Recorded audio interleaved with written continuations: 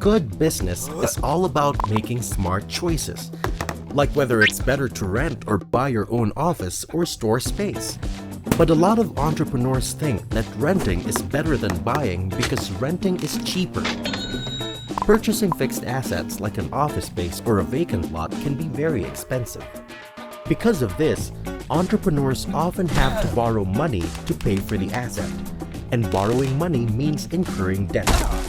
Some entrepreneurs believe that all debts are bad, but in this session, we're going to learn about good debt and how it can help your business in acquiring fixed assets like real estate properties.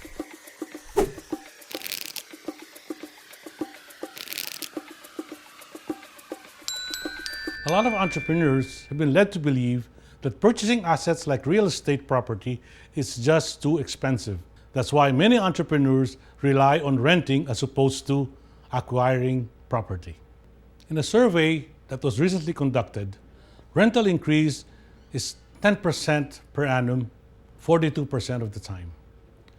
And of these, property owners have 30% give an annual increase. 70% give their increases after every 2 years. However, 45% require a 2-month deposit and 50% require a 1-month advance. 36% require a 3-month deposit and 30% require a 2-month deposit. In some cases, 3 months has to be put up by the entrepreneur who's renting the property up front.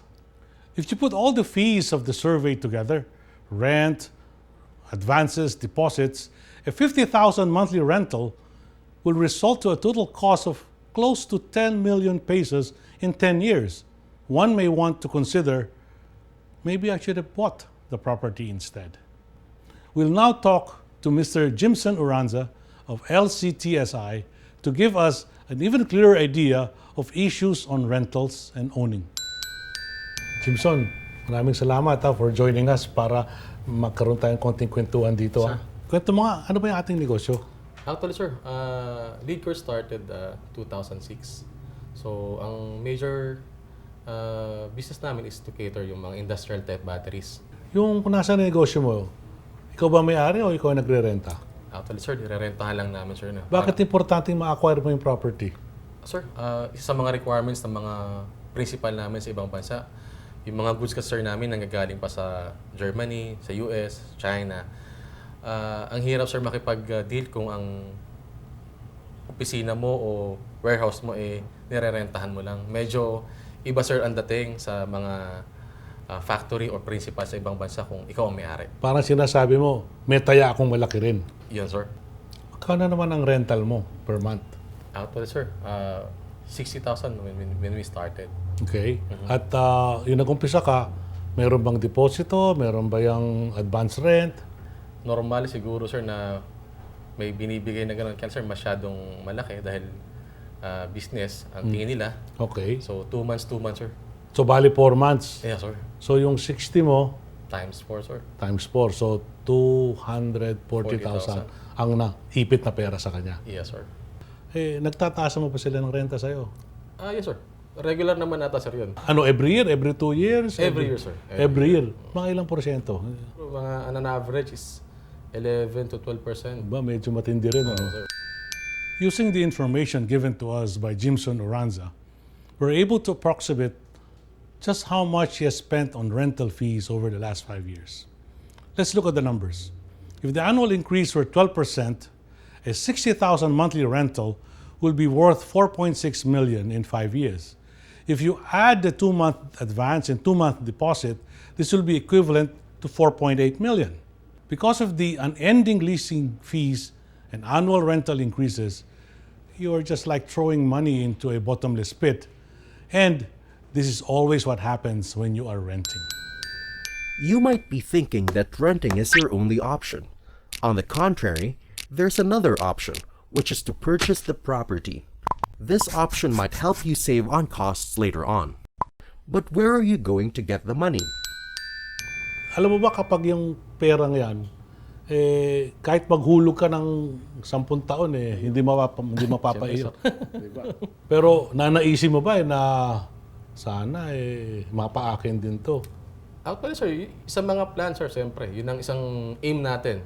Siguro, wala naman, sir, sigurong entrepreneur o isang negosyante na gustong bayad lang ng bayad na hindi naman napupunta sa'yo.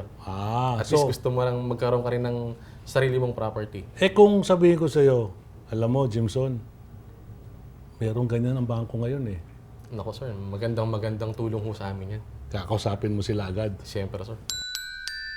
Some enterprises may not have the capital to purchase their own property, and this is not unusual.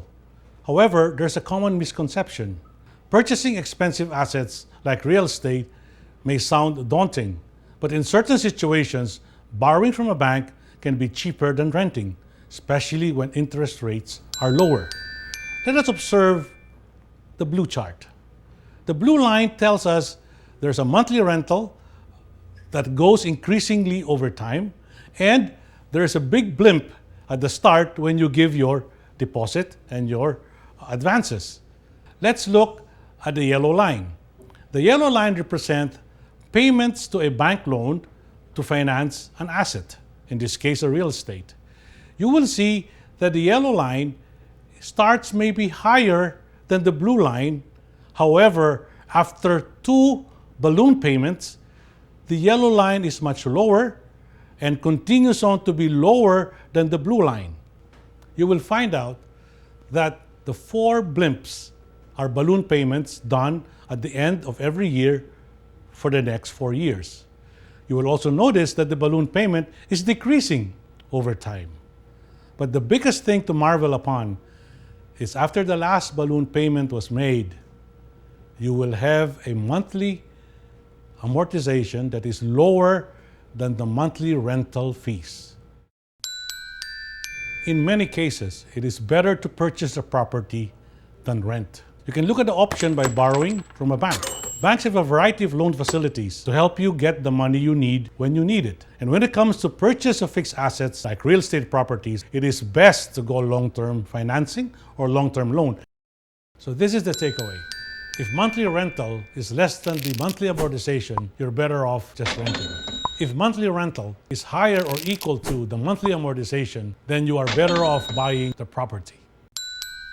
This is another form of good debt, when borrowing from a bank can get you money so that you will eventually own the asset.